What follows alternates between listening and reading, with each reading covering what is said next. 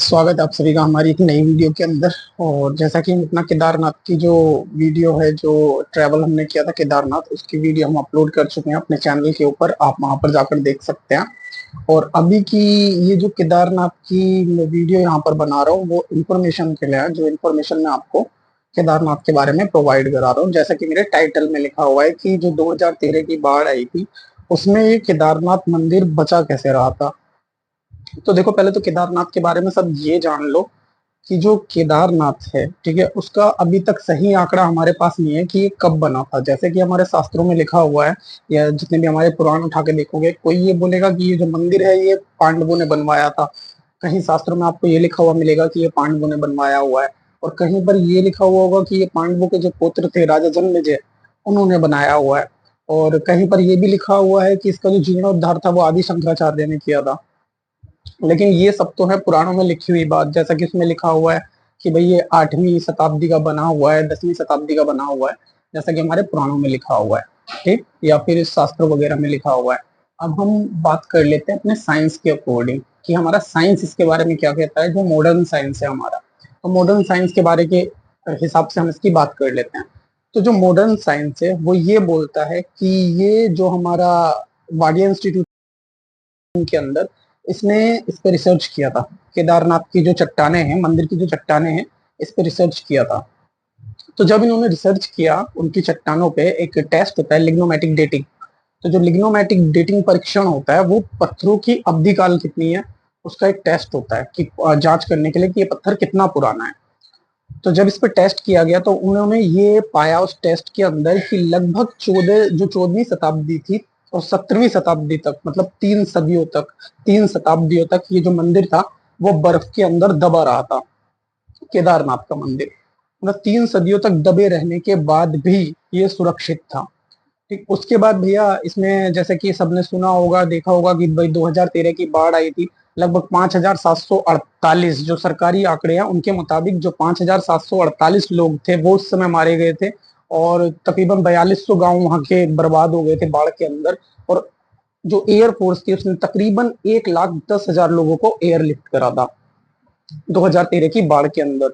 इतना सब नुकसान होने के बाद भी केदारनाथ का मंदिर खड़ा रहा था। तो पहली चीज की जो 14वीं शताब्दी से 7वीं शताब्दी तक, मॉडर्न साइंस के अकॉर्डिंग आपको बता रहा हूँ कि 14वीं शताब्दी से और ये 7वीं शताब्दी तक बर्फ के अंदर दबा रहा।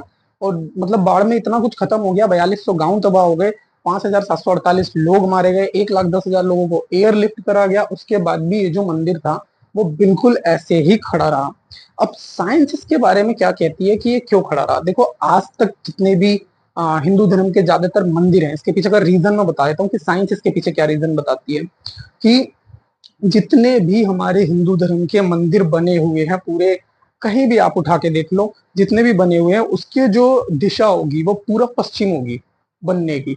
मतलब वो उसका पूरब पश्चिम के हिसाब से वो जो था मंदिर बना हुए हैं। जितने भी भारत के अंदर है मैक्सिमम मंदिर पूरब पश्चिम बने हुए हैं। लेकिन केदारनाथ का मंदिर इकलौता ऐसा मंदिर है जो कि पूरब पश्चिम में नहीं बना हुआ, वो उत्तर दक्षिण में बना हुआ है। ठीक, मतलब उत्तर दक्षिण दिशा में बना हुआ है। तो इस वजह से जो साइंस कहती है कि इसका उत्तर दक्षिण दिशा में बनना, और इसके लिए जो जगह वहां सुनिश्चित की गई थी, जो जगह जहां पर ये बना हुआ है केदारनाथ के मंदिर, वो जगह प्लस इसका उत्तर दक्षिण में होना, ये प्लस पॉइंट था कि ये 2013 की बाढ़ से बचा रहा। तो अब आप ये देख लो कि मतलब लगभग अभी भी जब आप केदारनाथ जाओगे या कभी जाके देख लेना, या जो लोग गए होंगे उनको पता होगा, जो ये वीडियो देख रहे हैं, काफी लोग ऐसे होंगे जो केदारनाथ के मंदिर गए होंगे और ये वीडियो देख रहे हैं। ठीक, पर जो नए लोग हैं जो नहीं गए हैं वो भी जाके देख सकते हैं अपना, कि केदारनाथ जब भी आप जाओगे ना अभी भी, तो जो गौरी कुंड है, गौरी कुंड से आगे का जो रास्ता है ना वो बिल्कुल पैदल है, वहां तक गाड़ी जाती ही नहीं है आज के टाइम में। ठीक है, आज के टाइम में भी जब वहां गाड़ी नहीं जाती तो सोचो, लगभग 1200 सालों से ये मंदिर अस्तित्व में है, 1200 वर्षों से। तो 1200 वर्ष पहले मतलब कैसे काम हुआ होगा, कैसे वहां पे चीजें गई होंगी। क्योंकि सबसे बड़ी जो बात है वो ये है कि जो प्रोफेसर हैं, जो वैज्ञानिक हैं, जो जो उन्होंने बताया था, वो ये बताया था कि टेस्ट करने के बाद कि केदारनाथ के मंदिर के अंदर जो पत्थर यूज हुए हैं, जो केदारनाथ के मंदिर के अंदर पत्थर लगे हुए हैं, जिन पत्थरों से केदारनाथ का मंदिर बना हुआ है, वो पत्थर वहां पे ऊपर पाए नहीं जाते हैं। ठीक, अब सोचो यार, जो पत्थर वहां पे पाए नहीं जा रहे हैं उनसे वो मंदिर बना हुआ है, तो जब आज के टाइम में वहां पे कोई भी चीज ले जानी है तो हेलीकॉप्टर का यूज हो रहा है, हेलीकॉप्टर से लोग जाते हैं, हेलीकॉप्टर से कोई चीज पहुंचानी है, प्लस बिना जेसीबी मशीन के कोई भी मशीन, कुछ भी आपको ढांचा वहां खड़ा करना है तो मशीन लेके जानी पड़ेगी, क्योंकि पत्थर ही पत्थर है, उसके बिना जेसीबी के आप कोई ढांचा वहां खड़ा नहीं कर सकते। तो सोचो कि 1200 साल पहले उन जो हमारे ऋषि मुनि थे, जो भी पूर्वज रहे होंगे उस समय, उन्होंने मतलब 1200 साल पहले वो मंदिर वहां पे मतलब क्या सोच के बनाया होगा, मतलब कितना तगड़ा वास्तुशास्त्र रहा होगा सनातन धर्म का, कि वास्तु के हिसाब से उन्होंने उसको इस हिसाब से डिजाइन करा। तो ये जो बात थी ये तो थी हमारी कि भाई वो बाढ़ से कैसे बचा रहा था, कि उसकी दिशा कि वो उत्तर दक्षिण में बना हुआ है, प्लस उसका चयन, जिस जगह का उन्होंने चयन किया था, तो उन दोनों पे वो निर्धारित करता है कि वो कैसे बचा। क्योंकि अगर पूरब पश्चिम में होता, साइंस बोलता है कि अगर ये पूरब पश्चिम में होता तो बाढ़ में पहले ही खत्म हो गया होता, ये उत्तर दक्षिण होने की वजह से ये बच गया। पहली चीज तो ये हो जाती है। अब जरा ये सोच के देखो कि जो पत्थर वहां पे पाया ही नहीं जाता, दूसरा जो साइंस था, जो साइंस ने परीक्षण किया वो ये किया कि ये जो पत्थर है ना, उस पत्थर को, जो केदारनाथ का मंदिर है, वो जो पत्थर है ना, उसको सीमेंट वगैरह कहीं यूज नहीं हुआ है। एक एशलर एशलर वो होती है प्रक्रिया जिससे कि पत्थरों को चिपकाया जाता है।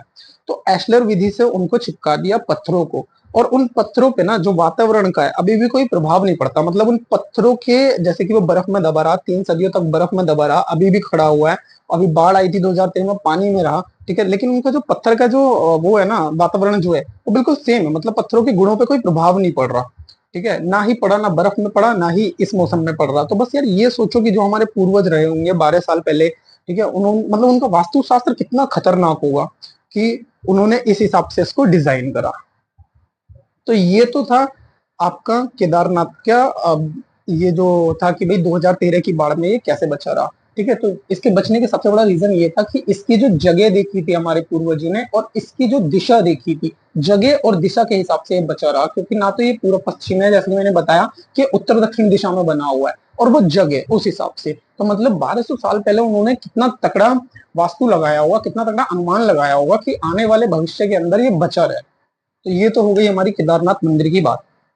अब जैसे कि हमारे टाइटल में लिखा है कि भाई केदारनाथ मंदिर के अंदर है क्या, तो जैसा कि अभी बताया था कि क्या कहते हैं भाई, जो केदारनाथ मंदिर है, वो ज्यादातर तुमने वीडियो में देखा होगा बाहर से दिखाया हुआ है, और बाहर से लोगों ने काफी इसकी वीडियोस पड़ी हुई है कि बाहर से बिल्कुल मंदिर दिखा दिया केदारनाथ का। हमने भी बाहर से अपनी वीडियो के अंदर दिखाया हुआ है। क्योंकि अंदर जो है, अंदर मतलब गेट तक आप फोटो ले सकते हैं, वीडियो बना सकते हैं, लेकिन अंदर कैमरा बिल्कुल जो है वो वर्जित है, बिल्कुल निषेध है। क्योंकि जैसे ही आप मंदिर के अंदर जाएंगे और अगर आप कोई भी कैमरा चलाएंगे, तो जैसे ही बाहर साइड वाले गेट से दर्शन करके एग्जिट होंगे, बाहर पुलिस की चौकी है, वहीं पकड़ के फोन छीन लेगी और डिलीट कर देगी। तो इसलिए अंदर की अभी तक कोई वीडियो, जितने भी यूट्यूबर हैं, ब्लॉगर हैं, जो लोग जाते हैं, उन्हें परमिशन नहीं है अंदर की वीडियो बनाने का। तो मैं आपको बता देता हूँ कि मंदिर के अंदर है क्या।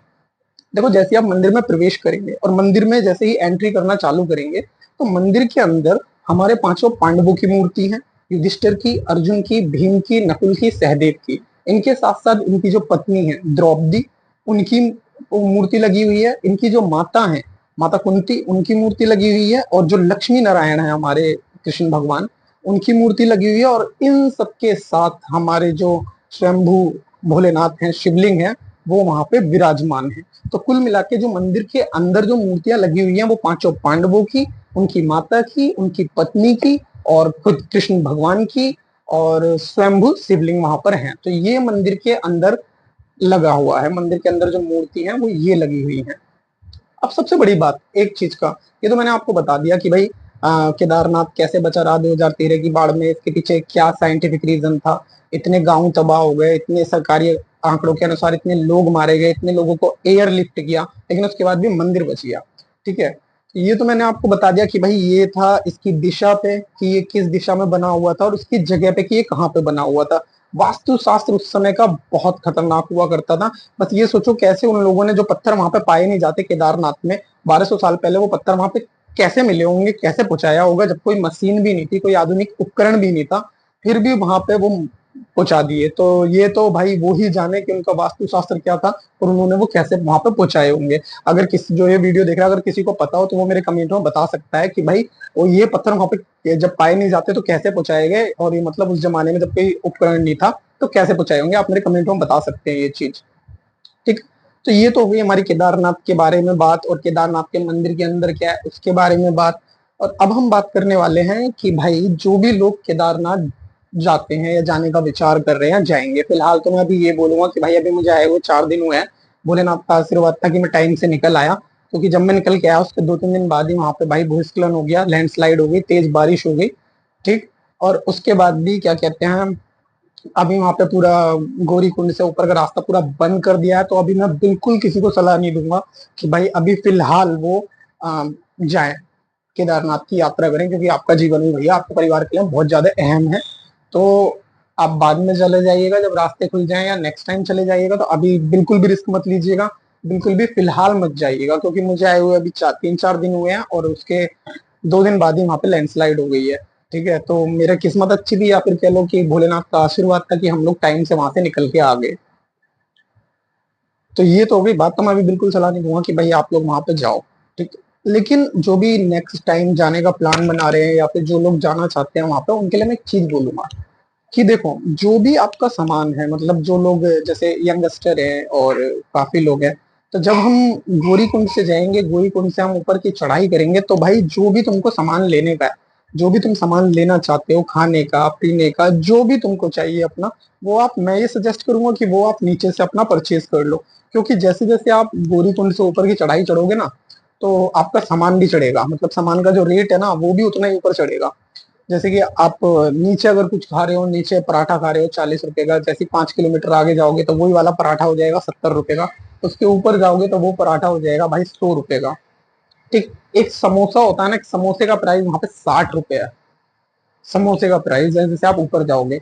और भाई जो भी यंगस्टर हैं, जो लोग स्मोकिंग वगैरह करते हैं, या फिर जो लोग कुछ खाने पीने के आदी हैं, अ, समझदार हो, आप समझ गए होगे मैं क्या कहना चाह रहा हूँ, कि जो भी लोग हैं, जो भी मतलब खरीदते हैं, तो भाई वो भी अपना सामान पहले से ही लेके जाना, क्योंकि मैंने वहाँ हर चीज का रेट पता करा है जाते हुए। मतलब ऐसा नहीं है कि मैंने सिर्फ खाने पीने का पता करा है, हर चीज का मैंने पता किया है। भाई वहां पे जो एक आम सामान होता है ना, वो तिगुना चल रहा है, मतलब उसके 3 गुने प्राइस है। जैसे एक पानी की बोतल होती है, जो 20 रुपए वाली पानी की बोतल होती है हमारे यहाँ, जब आप ऊपर जाओगे ना, तो वो बोतल 100 रुपए की हो जाएगी। तो बाकी आप जैसे स्मोकिंग करने वाले हैं, तो जो आप 10 रुपए की खरीद रहे हैं यहाँ पर, वो वहां पे 30 रुपए की हो जाएगी। मतलब हर चीज का आप 3 गुना मान के चलो, कि 3 गुना ऊपर चढ़ते चढ़ते उसका प्राइस हो जाता है भाई। तो उस हिसाब से खाना आप ले रहे हो, तो वही पराठा पूरा कुछ खा रहे हो, सही से खाना चाहोगे यार, एक पराठे में तो पेट भरेगा नहीं। अगर तुम कुछ खाना भी चाहोगे तो वो 200-250 के लपेट में जाएगा। तो अपना सामान आप नीचे से परचेस कर लेना, क्योंकि जैसे जैसे ऊपर की आप चढ़ाई करते जाओगे, जो हमारे सामान के प्राइस हैं वो भी ऊपर ऊपर चढ़ाई करते जाएंगे, 3 गुना हो जाएंगे। ठीक, तो ये चीज आप पहले से अपना परचेस कर लेना, क्योंकि देखो, मैं इसमें जो वहाँ के लोग हैं, जो जो 3 गुना सामान 3 गुना हमारा सामान मिल रहा है ना, उनकी गलती बिल्कुल नहीं बताऊंगा, क्योंकि जो लोग जा चुके हैं केदारनाथ, वो भी देख चुके होंगे कि यार वो काफी ऊंचाई पे है। और मतलब सोचो कि जब वो खुद लोग वहां पे सामान लाते होंगे, तो मतलब वो कितनी मेहनत से लाते होंगे, जो ऊपर चढ़ाई पे है। जो केदारनाथ में दुकानें खोल के बैठे हुए हैं लोग, हर कोई बंदा, यार मैं जॉब करूंगा या आप कोई काम कर रहे हैं, तो आप ये सोचेंगे कि यार मेरे को प्रॉफिट होना चाहिए। ठीक, और वो तो इतनी ऊपर चढ़ाई पे बैठे हुए हैं केदारनाथ पे। तो जैसे जैसे आप ऊपर चढ़ते रहोगे तो प्राइस महंगा वैसे ही हो जाएगा, क्योंकि वहां पे जो सामान आता है ना, वो घोड़े और खच्चरों से आता है ऊपर तक। तो घोड़े खच्चर वाले भी उनसे पैसे लेते हैं, दुकान वालों से। तो ये इसलिए वहां पर महंगा होता चला जाता है। तो ये बात हो गई थी हमारे सामान की, कि भाई सामान उसमें कितना महंगा है या क्या है। और जो ये सामान की बात हमने आपको बता दिया, अब हम बताते हैं कि देखो, मंदिर के जो दर्शन का समय है वो मैं आपको बता देता हूँ। मंदिर के जो ओपन का होने का टाइम है वो है 6 बजे से और 3 बजे तक। अगर आप 3 बजे तक वहां पर चले जाते हैं, तो आपको मंदिर का जो शिवलिंग है, जो गर्भगृह है, उसके दर्शन हो जाएंगे। आप मतलब शिवलिंग तक जाके अपने आप माथा टेक सकते हो, प्रसाद चढ़ा सकते हो, सब कर सकते हो। लेकिन जो भी 3 बजे के बाद पहुंचेगा, क्योंकि मंदिर 3 बजे से 5 बजे तक बंद हो जाता है, फिर वो मंदिर खुलता है 5 बजे। ठीक। और अब अगर आप वहां पे जाते हो 5 बजे के आसपास, 5 बजे मंदिर खुलता है, 5 बजे आप उसमें अंदर जाना चाहो शिवलिंग, तो वो आपको जाने नहीं देंगे, वो बाहर से आपको हाथ जोड़ने पड़ेंगे, अपना प्रसाद वहीं वो तुम्हारा छुआ देंगे कि भाई ये हो गया। ठीक है। और आपको बाहर आना पड़ेगा, मतलब 3 बजे के बाद आपको शिवलिंग के दर्शन नहीं होंगे बिल्कुल भी। तो इस केस में या तो आप 3 बजे से पहले पहले वहां पे पहुंच जाओ। अगर किसी वजह से ऐसा हो भी जाता है यार, चढ़ाई करते हुए आप थक गए हो और आप बाद में पहुंचे हो, तो आप वहां रुक जाओ, वहां पे कैंप बने हुए हैं। कैंप पर पर्सन के रेट अलग अलग हैं, कोई तुमको 400 बोलेगा, कोई तुमको 500 बोलेगा, और कोई तुमको 600 700 800 1000 तक बोलेगा। लेकिन अगर तुम अच्छी बार्गेनिंग कर सकते हो तो तुमको 200 पर पर्सन मिल जाएगा। अगर तुम 4-5 लोग हो तो आप 500 भी ले सकते हो, क्योंकि हम 2 लोग थे तो हमने वो 300 रुपए में बोला, तो उसने हमको 700 था, लेकिन हमने 2 जनों के लिए जो कैंप लिया था वो 300 रुपए का लिया था, तो हमें पर पर्सन 150 रुपीज पड़ा था। तो आप वहां रुक जाओ और जैसे ही सुबह हो, सुबह को 6 बजे मंदिर खुले, आप शिवलिंग के दर्शन करके तब वहां से आओ। तो ये मैंने केदारनाथ का जितना भी टोटल ओवरव्यू था, जो मैंने अपनी वीडियो डाली है केदारनाथ जाने की, उसके बारे में जितनी इंफॉर्मेशन थी जो था वो मैंने आपको यहाँ पे प्रोवाइड करा दी है केदारनाथ के बारे में, कि मंदिर के अंदर क्या है और मंदिर का इतिहास क्या रहा, 2013 में कैसे बचा रहा, क्या बोलती है जो मॉडर्न साइंस है कि 2013 में कैसे बचा रहा, वो सब मैंने आपको यहाँ बता दिया है। तो अगर किसी के अपने विचार हैं, वो कुछ कहना चाहता है, तो वो मेरे कमेंट बॉक्स में लिख सकता है। तो सो कि अगर उसका कोई विचार अच्छा हुआ होगा या विचार मुझे अच्छा लगा तो मैं उस पर कमेंट करूंगा वापस। और मिलते हैं, मैं अपनी नेक्स्ट वीडियो के अंदर मिलूंगा। जो लोग मेरे चैनल को पहली बार देख रहे हैं या पहली बार आए हैं और जो पहली बार मेरे चैनल से जुड़े हैं, तो यार वो चैनल को सब्सक्राइब कर लो। मेहनत वाला काम बिल्कुल नहीं है। नीचे एक बटन लिखा हुआ होगा, इंग्लिश में लिखा हुआ होगा सब्सक्राइब, वहां पे जाके सिर्फ हल्का सा टच करना है और बेल आइकन का जो बटन है उसका नोटिफिकेशन ऑन कर देना है, ताकि मेरी जो वीडियो है वो आप तक आ जाए। मिलता हूँ अपनी आपसे नेक्स्ट वीडियो के अंदर।